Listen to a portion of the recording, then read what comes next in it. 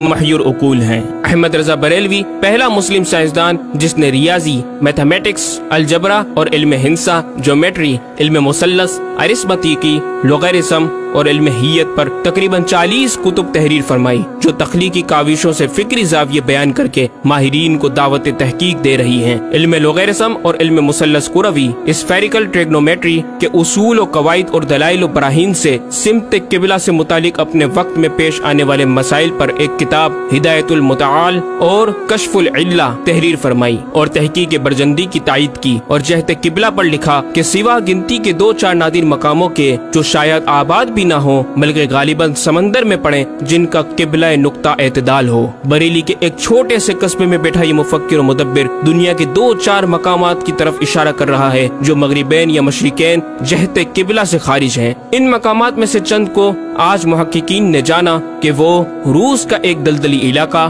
Green land کی آخری جنوبی سرحد بحر ظلمات کی گہرائی، آسٹریلیا کے جنوبی جزیرے ہوبارٹ کا وہ سمندری علاقہ جسے برف کا سمندر کہا جاتا ہے، اور چوتھا ارجنٹینا کا وہ سمندری علاقہ جسے ڈریگ واٹر وے کا نام دیا گیا ہے۔ احمد رضا بریلوی پہلا مسلم سائنسدان جس نے علم توقیت پر گرا قدر کام چھوڑا۔ اپنے وقت کے اس مجدد کو اس فن میں اس قدر کمال مہارت حاصل تھی کہ آپ اپنے ایجاد کردہ قواعد کے ذریعے یہ معلوم کر لیتے تھے کہ کس وقت آفتاب طلوع کرے گا اور کس وقت غروب۔ آپ کی فن توقید میں 19 کے قریب شاہکار کتابیں ملتی ہیں۔ احمد رضا بریلوی پہلا مسلم سائنسدان جس نے اس دور کے مطابق ایک عظیم اسلامی معاشی منصوبہ اور اقتصادیات پر کفل الفقیہ الفاہم اور تدبیر فلاح و نجات تحریر فرمائی، اور مزید رسائل و نکات اکنامک کانسیپٹس کی تحریر کیے جو 100 سال بعد آج بھی اور آئندہ کئی صدیوں تک کارآمد ثابت ہو سکیں گے۔ احمد رضا بریلوی پہلا مسلم سائنسدان جس نے آج سے کئی سال قبل ایک جامع و پر اثر تعلیمی منصوبہ پیش کیا۔ آپ نے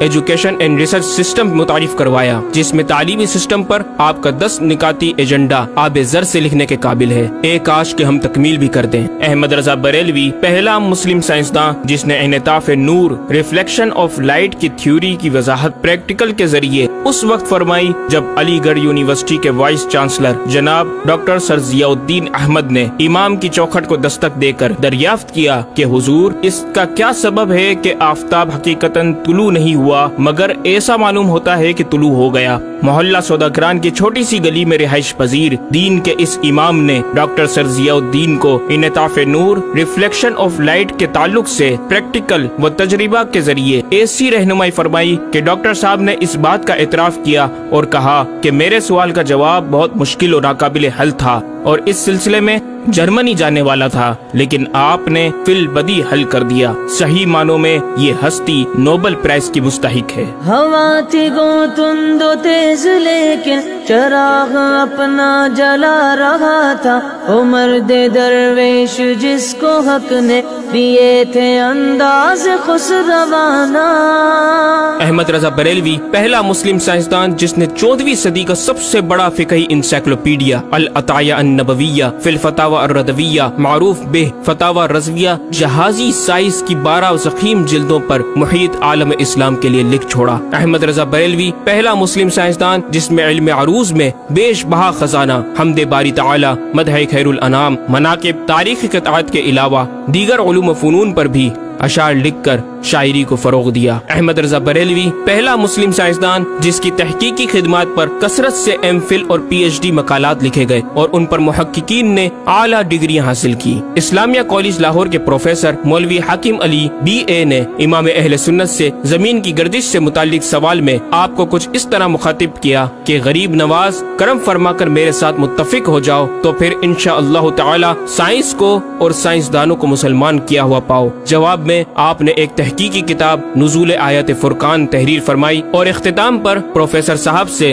مخاطب ہو کر بڑی محبت سے دل پذیر اور ایمان افروز تعلیم تلقین فرمائی۔ فرماتے ہیں محب فقیر سائنس یوں مسلمان نہ ہوگی کہ اسلامی مسائل کو آیات و نصوص میں تعویلات دور اسکار کر کے سائنس کے مطابق کر لیا جائے۔ یوں تو معاذ اللہ اسلام نے سائنس قبول کی، نہ کہ سائنس نے اسلام۔ وہ مسلمان ہوگی تو یوں کہ جتنے اسلامی مسائل سے اسے خلاف ہے سب میں مسئلہ اسلامی کو روشن کیا جائے، دلائل سائنس کو مردود و پامال کر دیا جائے، جا بجا سائنس ہی کے اقوال سے اسلامی مسئلے کا اثبات ہو، یوں قابو میں آئے گی۔ اور یہ آپ جیسے فہیم سائنسدانوں کو بِإِذْنِهِ تعالی دشوار نہیں۔ الغرض صرف یہ ایک احمد رضا ہی نہیں، مسلمانوں کی علمی خدمات کی ایک طویل داستان ہے جسے بیان کیا جائے تو کئی ضخیم کتابیں تیار ہو جائیں اور یہ ثابت کرنا آسان ہو جائے کہ آج سائنس کے جن نظریات کو اہل مغرب کی تحقیقات سمجھا جاتا ہے دراصل عہد قدیم کی کاوشوں کا نتیجہ ہے جو تمام ممالک اسلامیہ میں پھیلے ہوئے ہیں۔ خود اہل یورپ نے بھی اس حقیقت کا بارہا اعتراف بھی کیا۔ یہ الگ بات ہے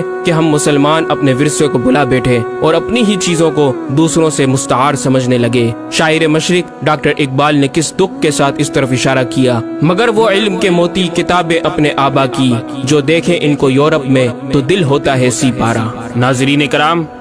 اس مکمل ڈاکیومنٹری گفتگو میں اعلیٰ حضرت امام اہل سنت مجدد دین و ملت کا اپنا لکھا ہوا یہ شعر آپ کی ذات و صفات کا احاطہ کرتا نظر آتا ہے کہ انہیں جانا انہیں مانا نہ رکھا غیر سے کام، انہیں جانا انہیں مانا نہ رکھا غیر سے کام، للہ الحمد میں دنیا سے مسلمان گیا۔